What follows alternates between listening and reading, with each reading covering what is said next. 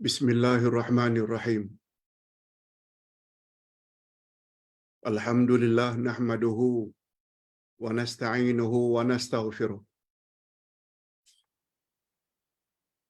Wa na'udzu billahi min shururi anfusina wa min sayyiati a'malina. Man yahdihillahu fala mudilla lahu wa man yudlil fala hadiyalah. Asyhadu an la ilaha illallah wahdahu la syarika lah. Wa asyhadu anna Muhammadan abduhu wa rasuluh la nabiyya ba'dah. Allahumma salli wa sallim ala nabiyyina Muhammad wa ala alihi wa sahbihi ajma'in, amma ba'd. Hadirin dan hadirat yang saya hormati serta para pemirsa, Assalamualaikum warahmatullahi wabarakatuh. Alhamdulillah, setelah kita mempelajari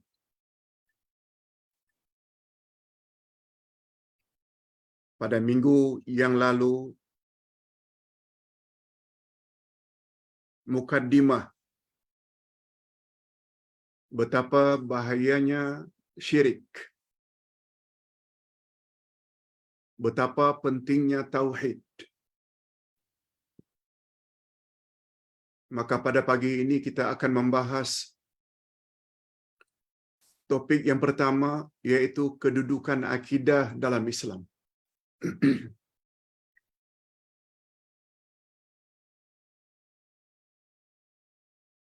Ceramah kita pada pagi ini sekitar 40 minit. Kita ikuti dengan menjawab beberapa soalan dan diakhiri dengan doa. Tolong dengar dengan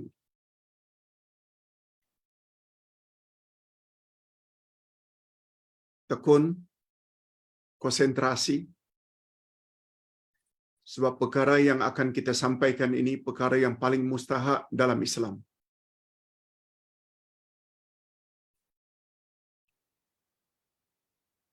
Pertama-tama yang Ustaz ingin sebut di sini berkaitan dengan kedudukan akidah dalam Islam. Dia terdiri dari beberapa poin. Pertama sekali, dakwah Rasulullah sallallahu alaihi wasallam. Apa yang Nabi ajak? Apa dakwah utama Nabi Muhammad sallallahu alaihi wasallam? Satu.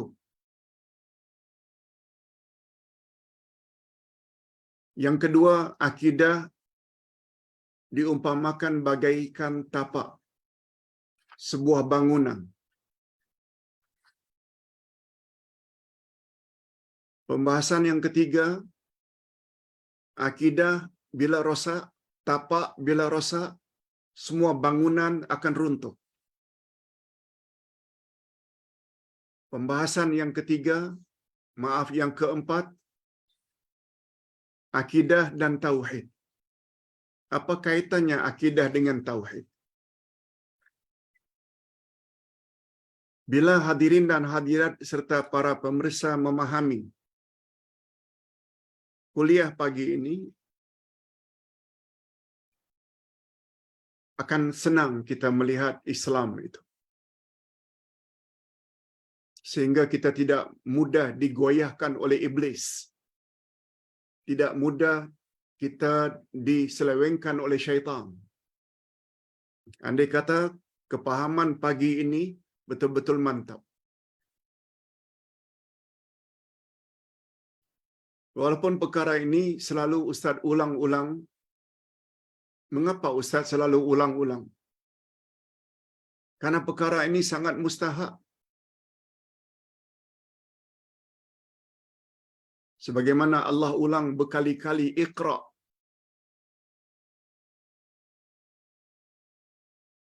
Ayat pertama yang diturunkan kepada Nabi Muhammad sallallahu alaihi wasallam, A'udzubillahi minasyaitonirrajim. Bismillahirrahmanirrahim. Iqra bismi rabbikal ladzi khalaq. Iqra wa rabbukal akram alladzi 'allama bil qalam. 'Allamal insana ma lam ya'lam. Mengapa Iqra diulang berkali-kali? Menunjukkan betapa pentingnya membaca. Bila membaca kita tambah ilmu. Orang tua-tua selalu sebut,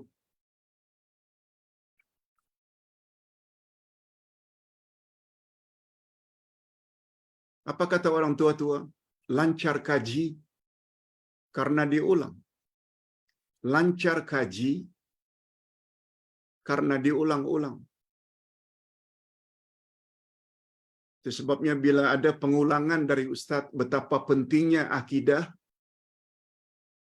dan kaitan akidah dengan tauhid, jangan bosan mendengar.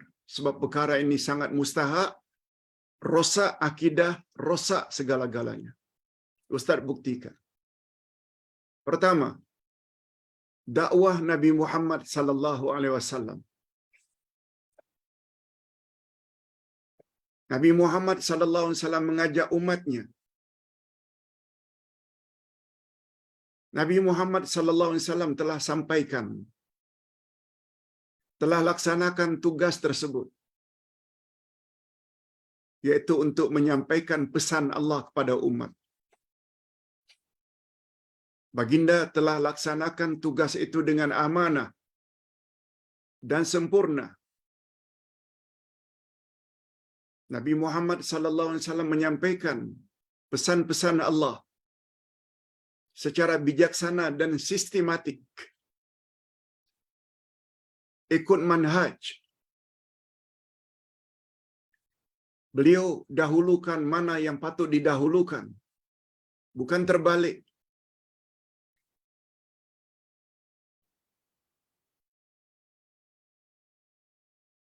Dalam usaha membimbing umat ke jalan Allah yang lurus, Baginda terlebih dahulu memantapkan iman umat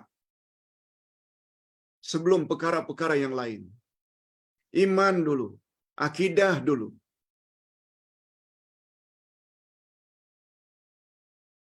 Itu sebabnya apabila kita lihat sejarah turunnya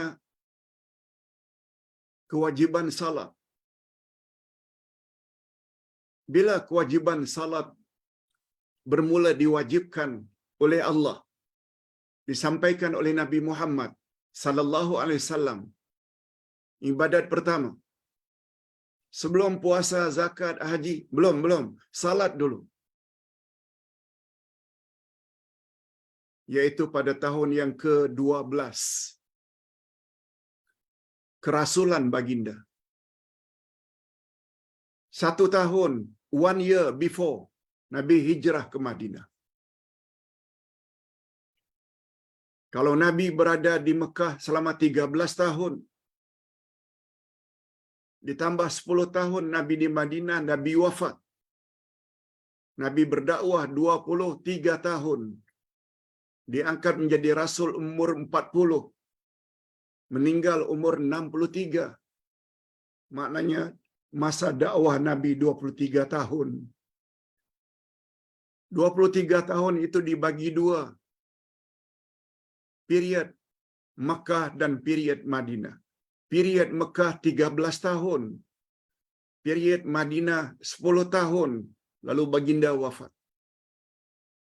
Pertanyaan, apa yang Nabi buat ketika di Mekah? Salat dulu ke? No. Apalagi puasa, zakat dan haji, semuanya diwajibkan di Madinah. Kewajiban salat sempena Isra' Mi'raj. Isra' Mi'raj berlaku 1 tahun sebelum hijrah. Jadi apa yang Nabi buat 12 tahun pertama ketika di Mekah? Tanamkan akidah. Kuatkan iman. Kuatkan tauhid.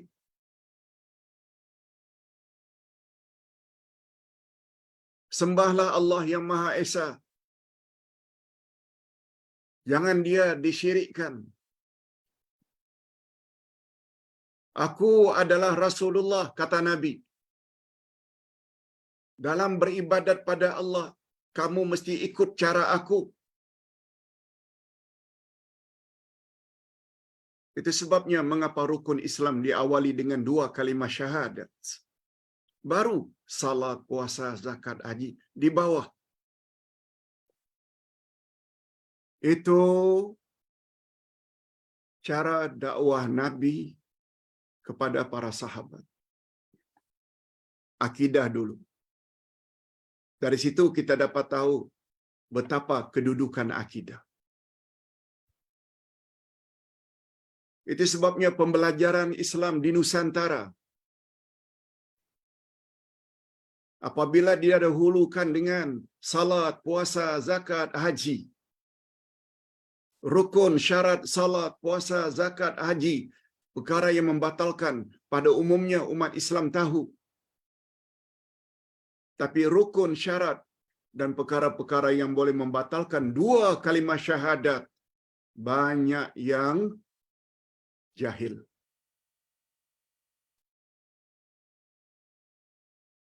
Bila ditanya mengapa?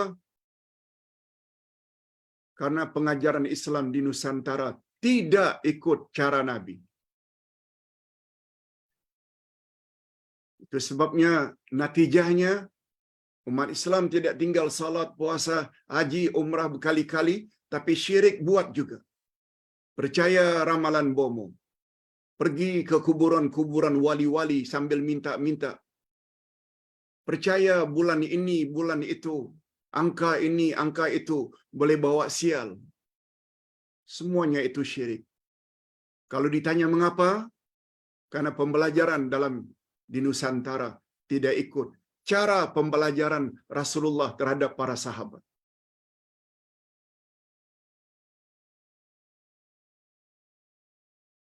Itu dia.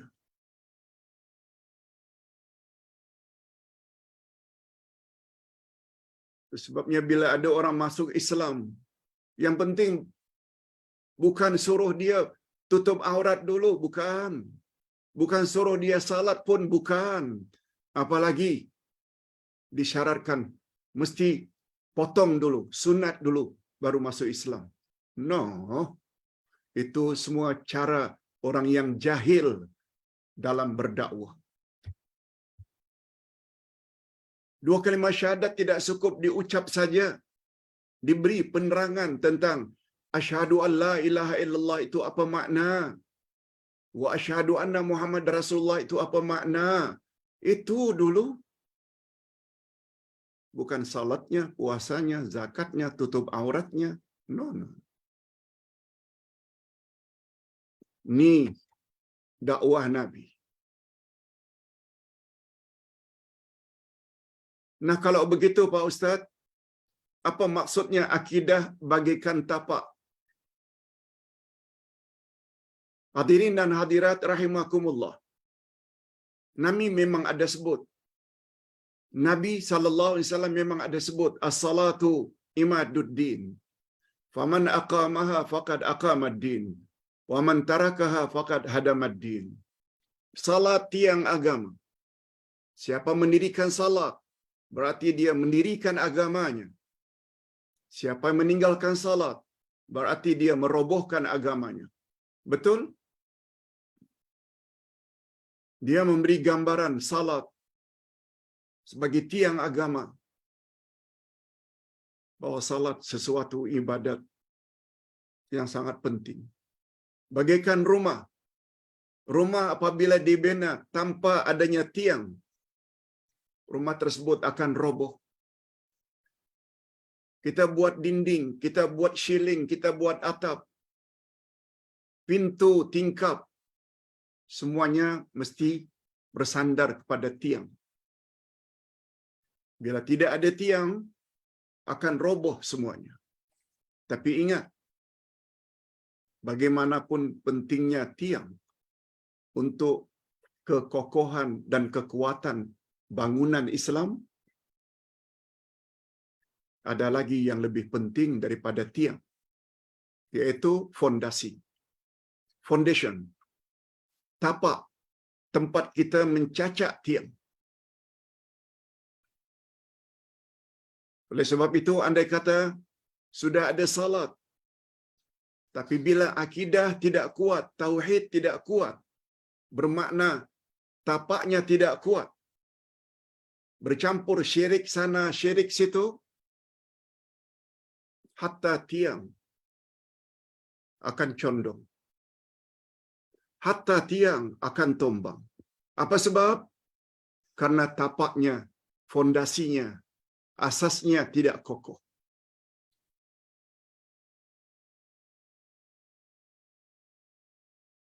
Ini sesuai dengan firman Allah pada ayat yang ke-65 dari surat Az-Zumar. Yes.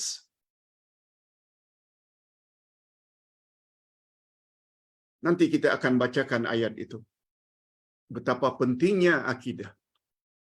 Akidah bagaikan tapak. Bila akidah rosak, tapak tidak kuat pilingnya. Bukan saja tiang, yaitu salat, akan condong dan tumbang. Segala-galanya, tingkap, shilling, atap, pintu, semuanya akan roboh. Nanti Ustaz akan buktikan firman Allah tentang perkara ini.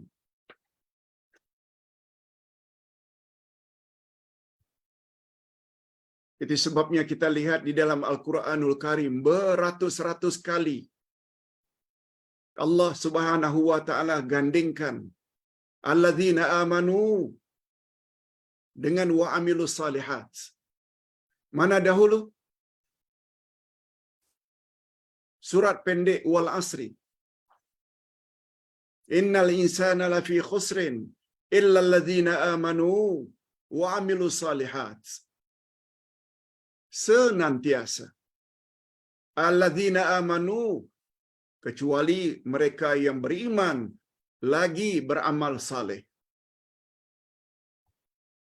Pada awal Al-Quran ketika Allah menyebut ciri-ciri muttaqun, orang-orang yang bertakwa, apa kata Allah? Alladzina yu'minuna bil ghaib, mereka beriman kepada yang ghaib. Wa yuqimuna shalah, baru kemudian diikuti dengan mereka mendirikan salat. Mana dahulu? Iman dulu. Iman maksudnya akidah dulu, baru salat.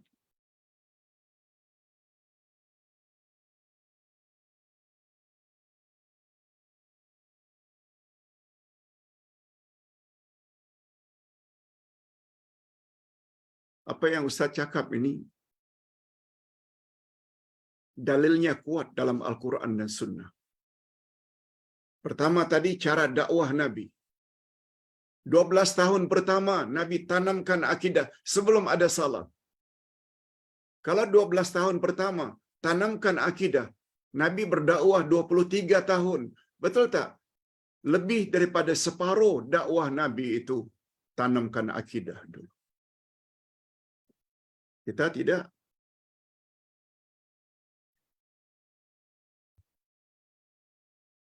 Menilai seseorang itu alim, lihat dari sudut banyak salatnya, puasanya, umrah, haji berkali-kali. Setengahnya pula melihat kealiman seseorang terletak pada besarnya serban, panjangnya janggut, baju, jubah. Bagus itu semua. Ini orang-orang pakai baju batik ini dianggap tidak Islamik. Na'udzubillah.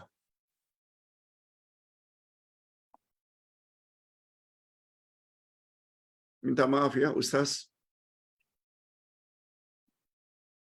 Baju batik karena sebentar lagi ada beberapa walimah, wedding yang Ustaz mesti hadiri. Itu sebab selesai saja langsung berangkat di beberapa undangan perkahwinan. Ilmu bukan terletak pada pakaian. Yang penting tutup aurat. Bukan terletak pada songkok, kopiah, serban, bukan. Walaupun kita tak nafikan, bagus pakai serban. Bukan di situ. Jadi berbalik kepada dakwah Nabi. Nabi 12 tahun, maknanya lebih daripada separuh zaman dakwah Nabi adalah penekanan kepada akidah. Kalau ditanya mengapa? Sebab kedudukan akidah bagikan tapak asas. Kalau Islam itu diibaratkan bagikan bangunan, maka bangunan itu tidak akan boleh tegak kalau tapaknya, pilingnya tidak kokoh dan tidak kuat.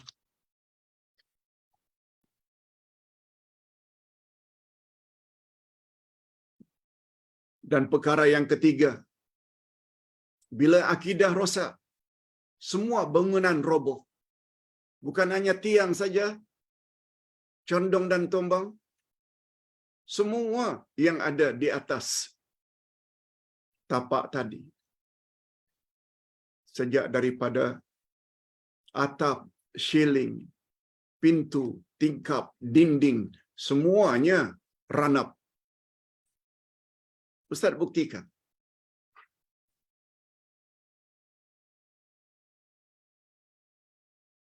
Semua ibadat musnah jika akidah bercampur dengan syirik. Termasuk salat. Walaupun salat dikatakan tiang agama. Coba kita baca sedikit. Sebagaimana bangunan akan roboh jika tapaknya tidak kokoh, walaupun bangunan tersebut kelihatan megah. Demikian jugalah dengan ibadat. Walau bagaimanapun banyaknya ibadat akan musnah. Ibadat akan binasa jika akidah orang tersebut rosak, bercampur dengan syirik. Kalau ibadat salat dikatakan tiang, maka tiang juga akan condong dan tombang jika fondasinya tidak kuat. Itu sebabnya hadirin dan hadirat ingat, bangunan apa yang tertinggi di Kuala Lumpur?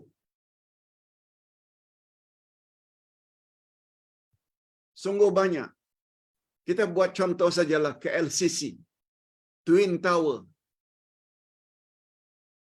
Betul tak? Sebelum dirakit-rakit dinding dan tiang di atas tu. Betul tak? Kerja-kerja buat piling memakan masa cukup lama. Bangunan 50 tingkat, bangunan 40 tingkat. Sangat tergantung dengan kekokohnya fondasi. Itu sebabnya pekerjaan tukang-tukang memperkuat fondasi, buat kerja-kerja piling biasanya memakan masa yang lebih lama daripada merakit-rakit bangunan di atas. Apa sebab? Sebab semua pembina bangunan tinggi-tinggi tahu betapa pentingnya fondasi, betapa pentingnya asas, tapak. Bila tapak dah mula rosak, bangunan megah macam mana pun akan tumbang.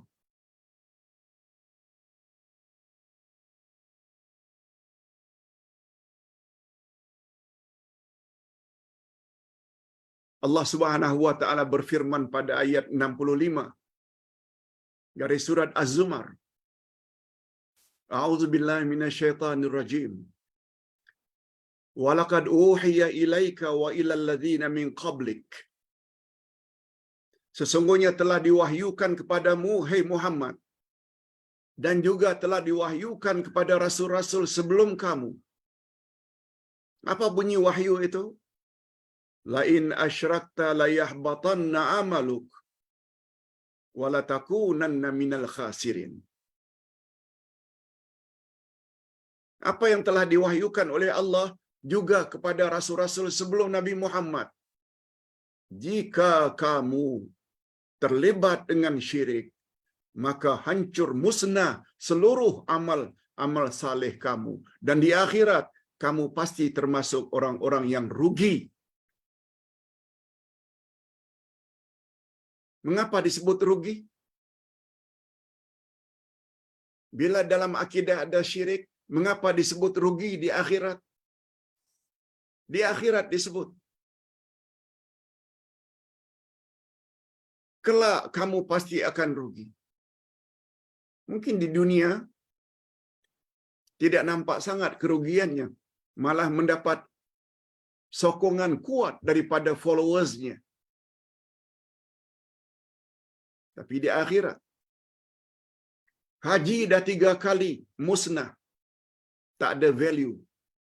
Umrah dah 7 kali, Allah tolak, musnah. Baca Quran setiap bulan khatam, musnah.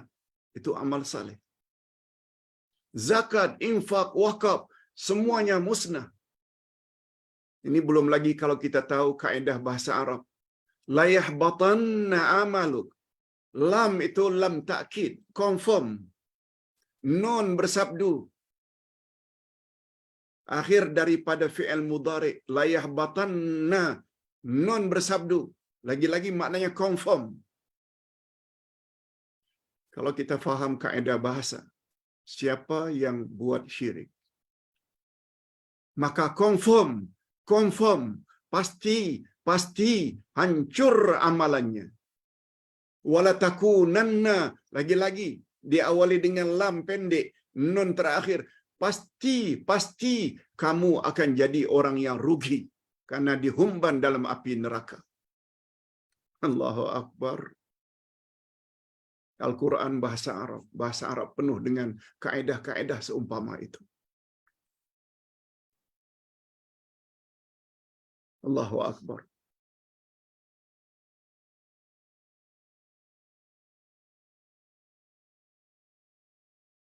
Hadirin dan hadirat,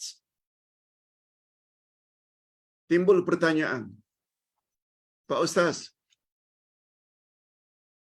apa beza akidah dengan tauhid? Ini pembahasan terakhir.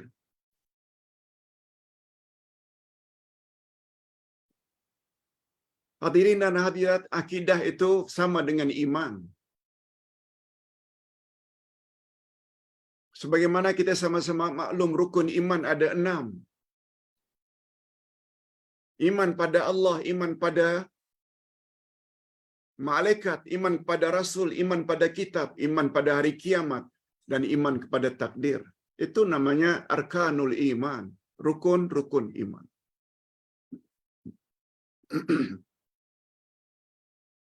Timbul pertanyaan, lalu mengapa Pak Ustaz akidah dipanggil tauhid?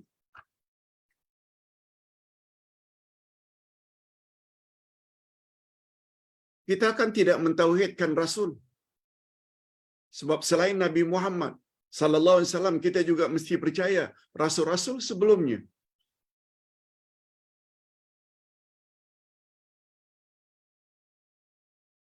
Nuh, Ibrahim, Ismail, Ishaq, seterusnya.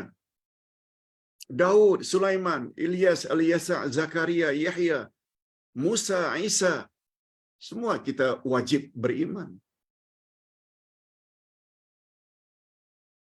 Kita tidak mengesahkan Rasul. Begitu juga kitab, kita kan juga mesti percaya selain Al-Quran, ada kitab-kitab sebelumnya yang diturunkan kepada Rasul. Taurat, Injil, Zabur. Kita kan juga tidak mentauhidkan atau mengesahkan malaikat. Ada malaikat ini, malaikat itu, malaikat Hamalatul Arsh, malaikat Malik, malaikat Ridwan, malaikat Izrail, Israfil, Mikail, Jibril, Mukar wa Nakir, Raqib dan Atid. Kita kan tidak mentauhidkan malaikat.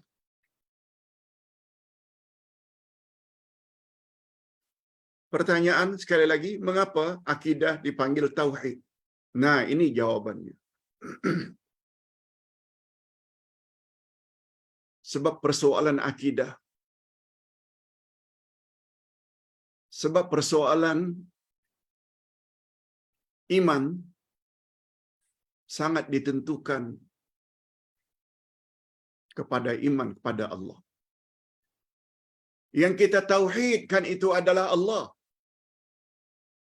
Kita tidak mentauhidkan malaikat, rasul, kitab. No. Yang kita tauhid adalah Allah. Pertanyaan kami, Pak Ustaz, mengapa akidah dipanggil dengan tauhid? Jawabannya, karena dalam persoalan akidah, persoalan iman, perkara yang paling mustahak dan penting adalah iman kepada Allah. Itu jawabannya.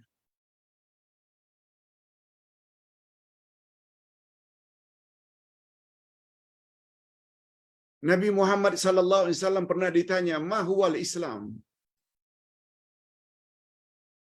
Ya Rasulullah, apa itu Islam? Nabi pernah menjawab, "Al-Islamu husnul khuluq." Akhlak yang baik.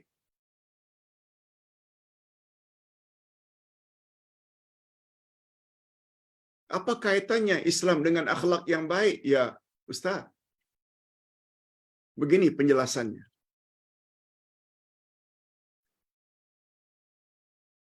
Nabi Muhammad sallallahu alaihi wasallam bersabda,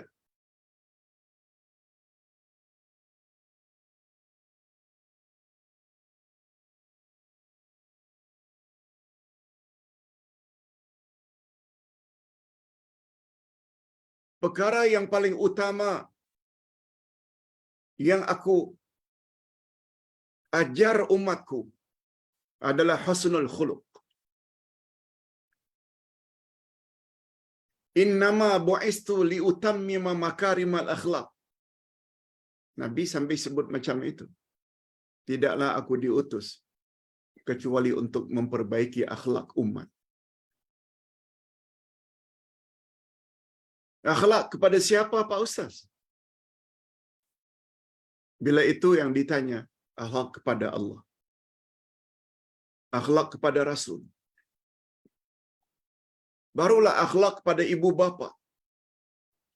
Akhlak kepada jiran tetangga. Akhlak kepada uncle, auntie. Akhlak kepada adik-beradik, sepupu, cousin. Tapi akhlak yang paling utama adalah akhlak kepada Allah.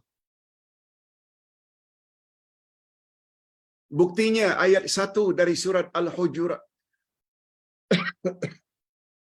Ayat 1 dari surat Al-Hujurat. Ya ayyuhalladzina amanu la tuqaddimu baina yadayillahi wa rasulih wattaqullah. Hei orang-orang yang beriman, jangan kamu mendahului Allah dan jangan kamu mendahului Rasul. Apa makna jangan mendahului? Jangan bangkang Allah. Jangan bangkang Rasul. Jangan mendahului ketetapan Allah, jangan mendahului ketetapan Rasul.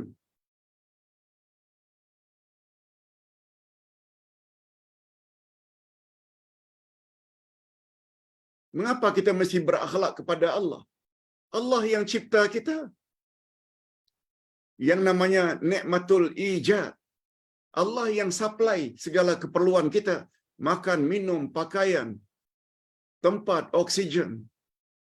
Lalu kita tidak berakhlak kepada Allah. Mengapa kita mesti berakhlak kepada Nabi Muhammad? Beliau adalah penyelamat yang telah menyelamatkan kita daripada syirik, kejahilan, kesesatan.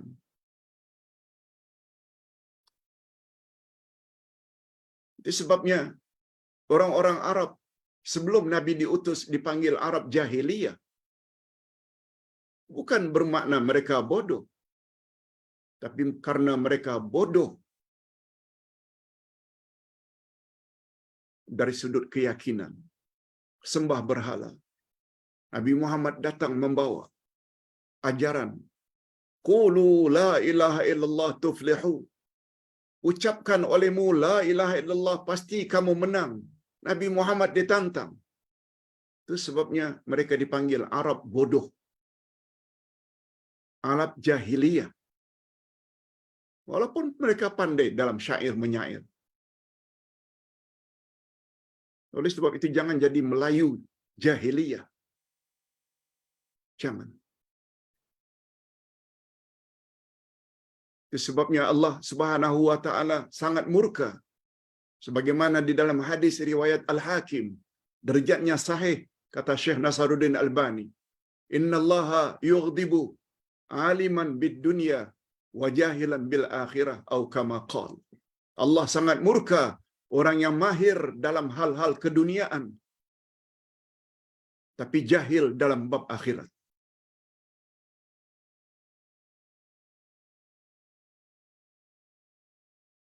Ustaz merasa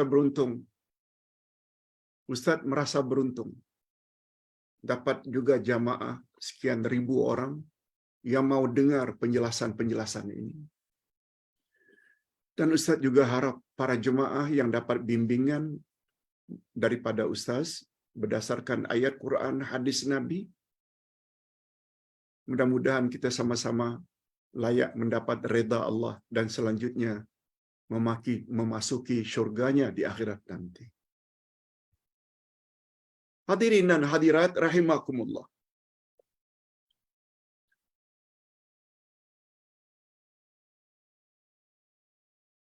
Ustaz ulang sekali lagi.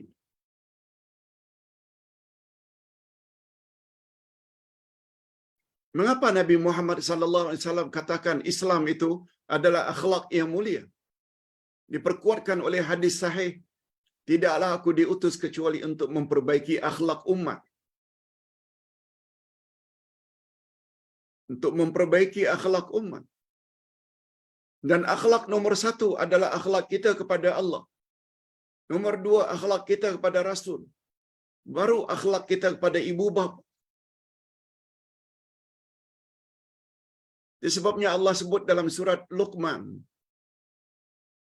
andai kata ibu bapakmu menyuruh kamu agar berbuat syirik, jangan kamu patuhi kehendak ibu bapakmu itu. Namun demikian, pergauli mereka dengan baik di dunia ini. Wa in jahadaka ala an tusyrika bi ma laysa laka bihi ilm fala tuti'huma wa sahibhuma fid dunya ma'rufa. Bila ibu bapakmu suruh kamu berbuat syirik, jangan kamu patuhi, jangan kamu taati kehendak mak bapakmu itu. Apa sebab? Sebab syirik itu Allah yang larang. Utamakan kehendak Allah daripada kehendak mak bapak. Itu sebabnya surat Al-Hujurat dinamakan juga dengan suratul akhlaq. Surah budi pekerti. Nah, contoh lain. Pak Ustaz, boleh tak buat contoh lain? Boleh tak buat contoh lain, Pak Ustaz, selain daripada akhlak? Rasulullah sallallahu alaihi wasallam pernah ditanya, "Ya Rasulullah, ma huwal hajj?" Apakah itu haji, ya Rasulullah? Coba dengar apa jawaban Nabi. Al-hajju Arafah. Haji adalah wukuf di Arafah. Bapa-bapa dan ibu-ibu, tuan-tuan haji dan puan-puan haja, semua kita tahu, rukun haji kan bukan hanya wukuf di Arafah. Ada tawafnya, ada sa'inya, ada ininya, ada itunya. Rukun haji. Pertanyaannya, mengapa Nabi sebut haji adalah Arafah? ia menunjukkan rukun yang paling utama dari semua rukun-rukun haji adalah wukuf di Arafah. Itu tidak bermakna rukun haji hanya wukuf di Arafah. Tidak wukuf di Arafah, tidak sah haji seseorang. Itu maksudnya. Demikianlah. Kalau kita bawa mengapa akidah itu dipanggil juga dengan tauhid, karena perkara yang paling mustahak dalam akidah, dalam keimanan adalah mentauhidkan Allah Azza wa Jalla. Dan tauhid pula ada bermacam-macam. Bila kita mentauhidkan Allah dari sudut perbuatan-perbuatannya, seperti menurunkan hujan, menurunkan rezeki, mematikan, menghidupkan, mencipta langit dan bumi, itu namanya tauhid rububiyah. Bila kita meyakini sifat itu hanya ada pada Allah, tidak ada pada yang lain, itu namanya tauhid asma wa sifat. Bila kita mentauhidkan Allah, hanya Dia saja yang layak disembah, tidak yang lain, itu namanya tauhid uluhiyah. Untuk memudahkan kita memahami. Sebab dua tauhid pertama tadi, rububiyah. Siapa yang mencipta langit dan bumi? Yang kedua tauhid asma wa sifat, Allah penyayang, pengasih, adil. Orang kafir pun percaya. Apalagi orang Kristian, Allah pengasih, Allah penyayang. Orang Kristian, orang Yahudi, semua yakin. Hatta orang-orang yang beragama Hindu, Buddha, Majusi, semuanya percaya yang mencipta alam ini adalah Allah. Cuma mereka buat syirik, menyembah berhala.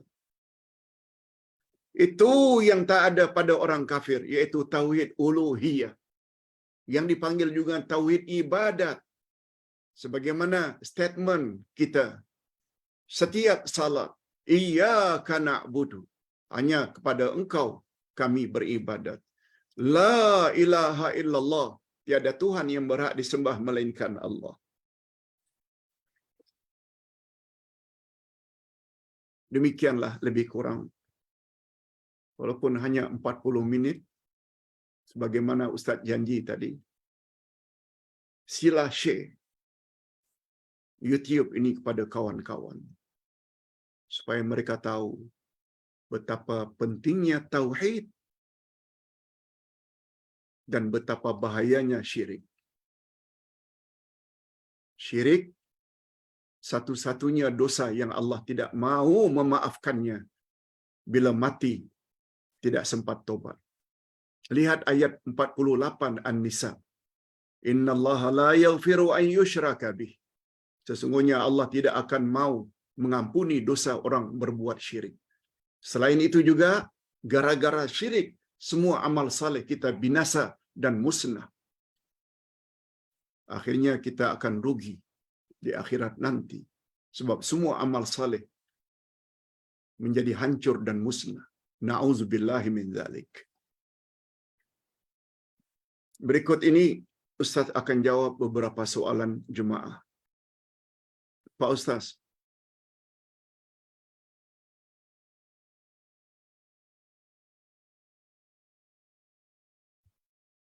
Soalan pertama. Bagaimana cara Ustaz merawat orang yang dalam keadaan kemurungan? Memang banyak perkara sedih itu menimpa kawan saya. Nah, saya sebagai kawannya, kawan dekatnya, macam mana supaya boleh kongsi nasihat? Adakah Ustaz doa-doa tertentu? Rasanya Ustaz dah jawab tadi dalam kuliah subuh ketika membahas nama Allah Al-Mujib. Al-Mujib maknanya Allah memperkenankan doa.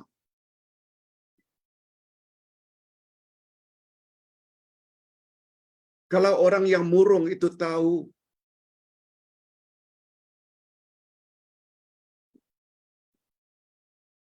bahwa Allah Subhanahu wa taala akan tolong sesiapa yang minta pertolongan. Tak timbul sebenarnya rasa murung. Kalau ada murung pun sebentar saja. Allah Subhanahu wa taala berfirman, "Ud'uni astajib lakum."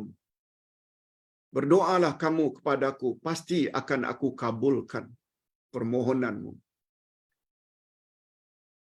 Bila kepada engkau, hai Muhammad, ditanya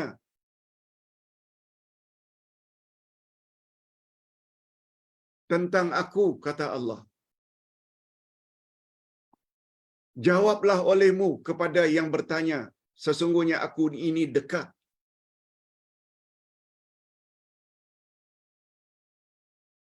Wa iza sa'alaka ibadi anni fa inni qarib. Bila hamba-hambaku bertanya kepadamu, hai Muhammad, tentang aku, jawab bahwa aku ini dekat.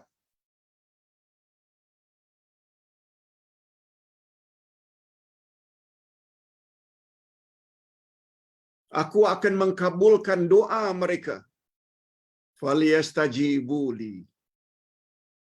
Tetapi mereka hendaklah mengabulkan ketetapanku. Aku suruh salat-salat. Bukan hanya salat wajib, salat sunat. Aku suruh puasa-puasa. Aku suruh zakat-zakat, infak, wakaf. Sabar, berbuat baik pada semua orang. Dan Allah tidak pernah mungkir janji. Adapun doa, sungguh banyak doa.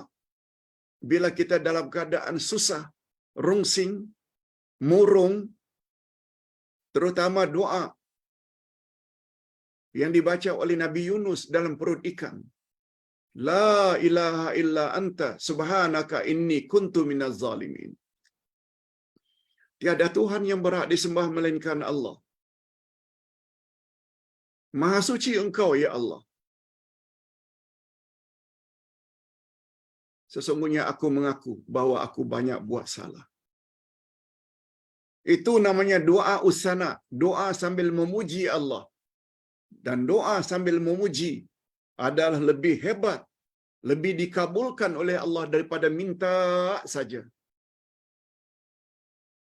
Banyak baca Quran. Allahumma inni a'udzubika minal hammi wal hazan. Ya Allah, aku mohon dilindungi daripada rasa gundah, murung dan rasa sedih. Banyak doa-doa yang datang dari Nabi. Cuma sebagaimana pesan Ustaz tadi dalam kuliah subuh, yang mustahak iman.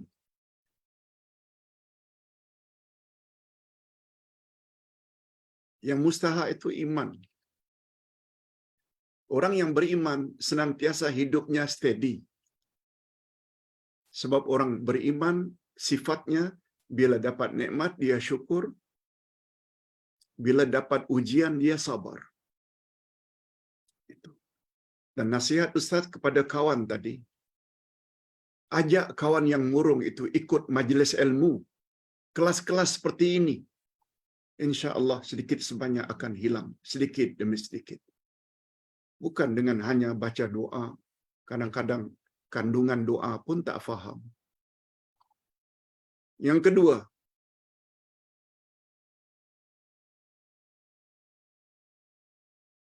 kawan saya kata, pengantin yang bersanding itu syirik. Pengantin bila bersanding itu syirik. Dan siapa saja yang datang ke dalam walimah itu yang ada persandingan juga syirik. Apalagi ada tepung tawar. Bagaimana pandangan Pak Ustaz? Jika pengantin itu bersanding pada kursi tertentu untuk difotograf, untuk diambil foto oleh fotografer.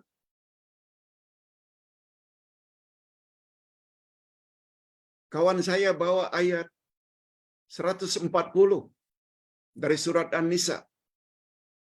Nah, kita pun baru belajar. minggu lalu.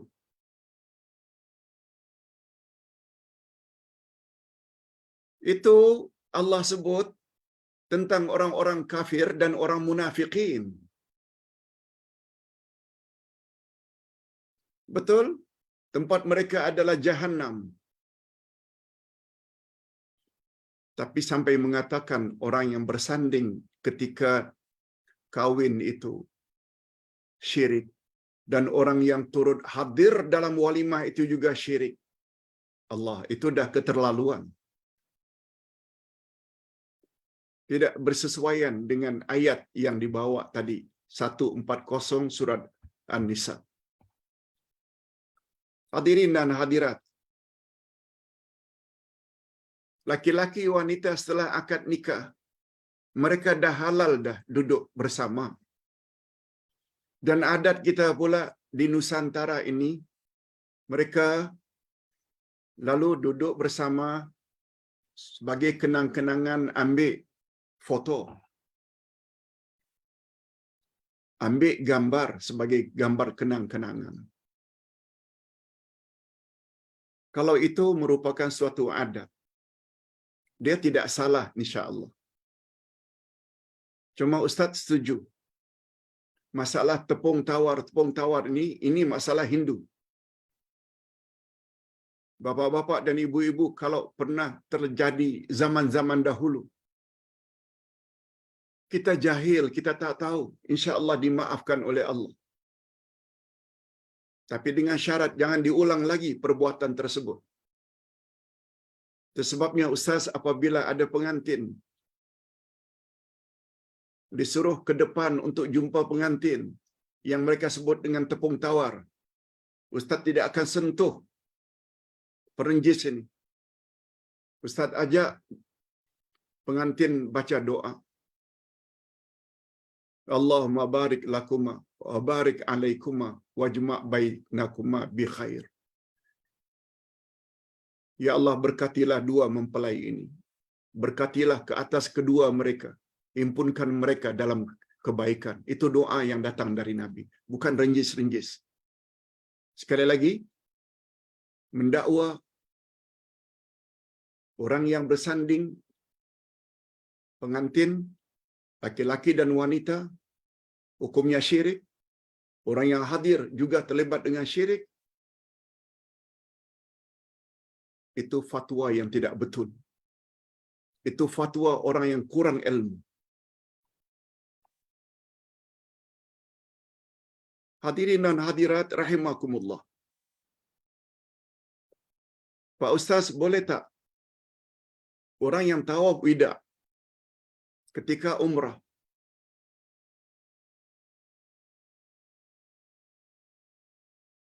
sebahagiannya dia tawaf setelah subuh, kemudian dia sambung nanti tawafnya itu setelah zuhur?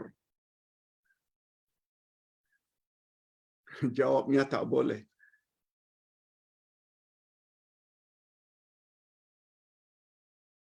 Memang tawaf boleh bersambung. Sebagai contoh, kita batal tawaf, uduk kita batal pada pusingan yang ketiga. Kita ambil uduk. Dah ambil uduk, sambung. Sambungan yang keempat, kelima, keenam, ketujuh. Sambung macam itu boleh. Atau kita baru sampai ke pusingan yang keempat. Tiba-tiba qamat dalam Masjidil Haram. Lalu imam kata Allahu Akbar. Kita berhenti. Tawaf. Pada tawaf yang keempat umpamanya, pusingan keempat. Ikut imam. Salat berjamaah. Dah selesai, kita sambung lagi dengan pusingan kelima. Itu boleh. Tapi tawaf 3 pusingan habis subuh, tambah 4 pusingan habis zuhur, tak pernah datang dari Nabi sallallahu alaihi wasallam kebolehan tersebut.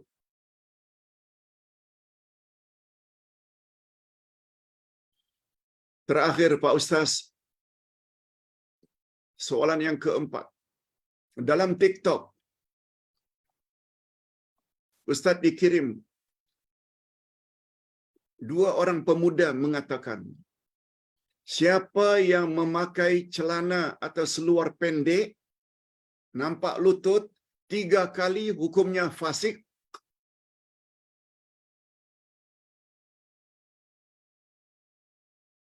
Oleh sebab itu, apabila orang tersebut yang fasik itu, dia jadi wali nikah, maka nikahnya tak sah. Hadirin dan hadirat, bagi Ustaz, fatwa seperti itu keterlaluan. Kita tak nafikan. Aurat laki-laki dari pusat hingga ke lutut. Itu pun masih ada lagi perbincangan para ulama fiqh. Apakah paha termasuk aurat atau tidak? Ada yang mengatakan masuk, ada yang mengatakan tidak. Berbeza pendapat. Lalu fatwa dalam TikTok ini mengatakan 3 kali membuka aurat dengan menggunakan atau memakai seluar pendek, maka fasik. Dan wali yang fasik tidak sah pernikahan itu. Ustaz melihat fatwa itu keterlaluan. Itu sebabnya kata para ulama, mengapa wali atau saksi sebelum menjadi wali diminta untuk istighfar dahulu. Astaghfirullahalazim. Alladzi la ilaha illa huwal hayyul qayyum wa atubu ilaih. Juru nikah kata, kita perlu istighfar paling kurang 3 kali. Kalaulah selama ini kita ada buat dosa, kita tergolong fasik, insya-Allah Allah ampunkan dosa kita. Baru kemudian dia dijadikan wali atau saksi. Itu jalan keluar yang diambil oleh setengah juru nikah. Yang ini pula kata 3 kali saja fasik, bila jadi wali tak sah dan perkawinan anak tersebut jadi zina. Oh, ini fatwa yang melampau. Itu sebabnya nasihat Ustaz, jangan ya cari ilmu hanya dengan mendengar TikTok.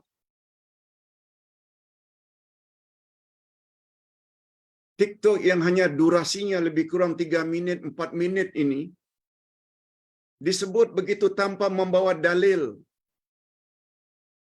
Kelas-kelas macam ini setengah jam, 40 minit, 45 minit, walaupun tidak banyak kita bahas tapi ada dalil, ada hujah. Itu yang perlu jadi pegangan kita. Islam agama dalil, bukan agama TikTok. Mudah-mudahan apa yang Ustaz sampaikan ini ada jugalah manfaatnya. Tapi ingat, topik kuliah duha hari ini sangat mustahab untuk kita share kepada kaum kerabat, kawan-kawan supaya mereka faham bahawa syirik itu sangat berbahaya. InsyaAllah next week kita mula bahas apakah akidah yang paling utama itu. Apakah yang tersirat di dalam 2 kalimah syahadat. Itu nanti pembahasan kita insya-Allah pada minggu hadapan. Izinkan Ustaz mengundurkan diri karena Ustaz perlu berada di beberapa tempat setelah ini. Kita akhiri dengan doa. Alhamdulillahirabbil alamin wassalatu wassalamu ala asyrafil anbiya'i wal mursalin wa ala alihi wa sahbihi ajma'in. Rabbana ighfir lana dzunubana wa liwalidina warhamhum kama rabbawna shighara. Rabbana hab lana min azwajina wa dhurriyyatina qurrata a'yun waj'alna lil muttaqina imama. Rabbana sarif 'anna 'adzab jahannam inna 'adzabaha kana gharama innaha sa'at mustaqarra wa muqama. Ya Allah, pada hari ini kami telah mendapat pendedahan betapa pentingnya akidah dalam Islam.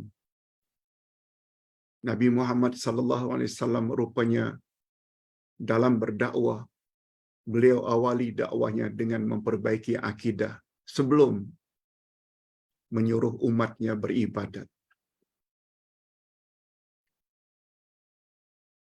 Sebab akidah bagikan asas atau tapak bagi sesuatu binaan.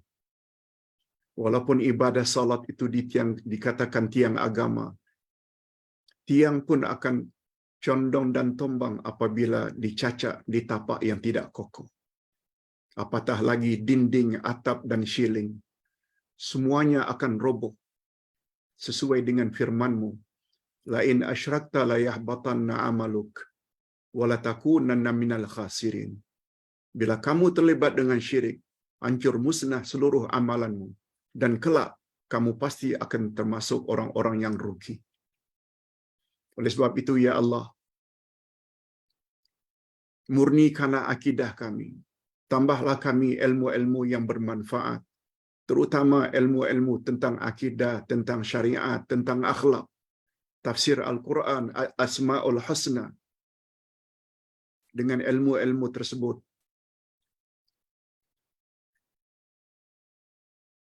amal-amal kami layak Engkau terima dan selanjutnya kami layak bahagia di alam barzakh dan di alam akhirat. Wa sallallahu ala nabiyyina Muhammad wa ala alihi wa sahbihi ajma'in. Subhana rabbika rabbil izzati amma yasifun. Wa salamun alal mursalin walhamdulillahi rabbil alamin. Subhanakallahumma wa bihamdik. Asyhadu an la ilaha illa anta astaghfiruka wa atubu ilaik. Wassalamualaikum warahmatullahi wabarakatuh.